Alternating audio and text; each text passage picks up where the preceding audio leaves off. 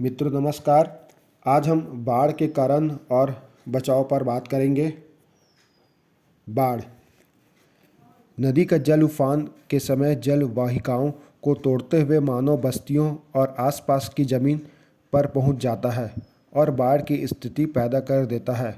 बाढ़ आम तौर पर अचानक नहीं आती, यह कुछ विशेष क्षेत्रों और वर्षा ऋतु में ही आती है।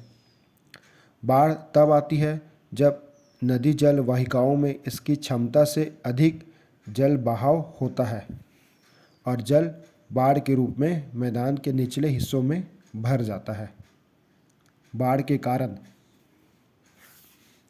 सामान्यतः भारी वर्षा के बाद जब प्राकृतिक जल संग्राहक स्रोतों मार्गों की जल धारण करने की क्षमता का संपूर्ण दोहन हो जाता है, तो पानी उन स्रोतों से निकलकर आसपास की सूखी भूमि को डुबो देता है। लेकिन बाढ़ हमेशा भारी बारिश के कारण नहीं आती। यह प्राकृतिक और मानव निर्मित दोनों ही कारणों का परिणाम है, जिन्हें हम कुछ इस प्रकार से वर्णित कर सकते हैं। मौसम संबंधी तत्व। दरअसल 3 से 4 माह की अवधि में ही देश भर में भारी बारिश के परिणाम स्वरूप नदियों में जल का प्रवाह बढ़ जाता है, जो विनाशकारी बाढ़ का कारण बनता है।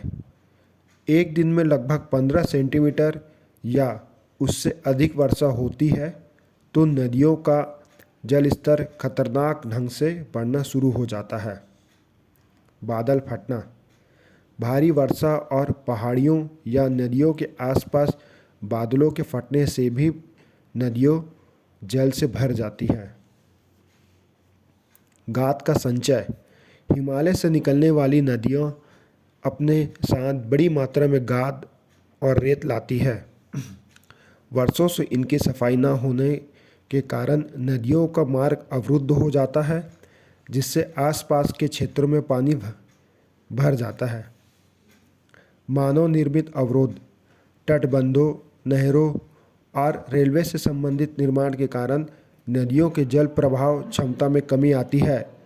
फलस्वरूप बाढ़ की समस्या और भी गंभीर हो जाती है। वर्ष 2013 में उत्तराखंड में आई भयानक बाढ़ को मानव निर्मित कारकों का परिणाम माना जाता है। वनों की कटाई। पेड़ पहाड़ों पर मिट्टी के फैलाव को रोकने और बारिश के पानी के लिए प्राकृतिक अवरोध पैदा करने में महत्वपूर्ण भूमिका निभाते हैं। बाढ़ से पहले हमें क्या करना चाहिए? बिजली का मेन स्विच बंद कर दें अगर संभव है। पानी और गैस की लाइनें बंद कर दें। घरों के कीमती वस्तुओं और कागजात अपने पास रखें या ऊपरी मंजिल में ले जाएं। घर के प्लास्टिक बोतलें पानी से भर लें। घर के टब, सिंक, बाल्टी ब्लीच से धोएं और पीने के पानी से भर लें। अपने पड़ोसियों के साथ मिलकर घर के बाहरी दीवारों के चारों ओर बाली की बोरियां लगाएं। अधिकारियों की सूचना के लिए रेडियो सुनते रहें। बाढ़ के समय बहते पानी में पैदल न चलें। पानी में डूबे रास्ते में गाड़ी न चलाएं।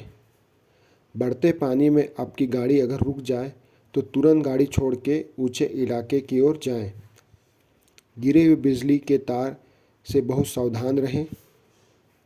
सांप और अन्य जानवर आपके घर में घुस सकते हैं, उसको वहां मार दे।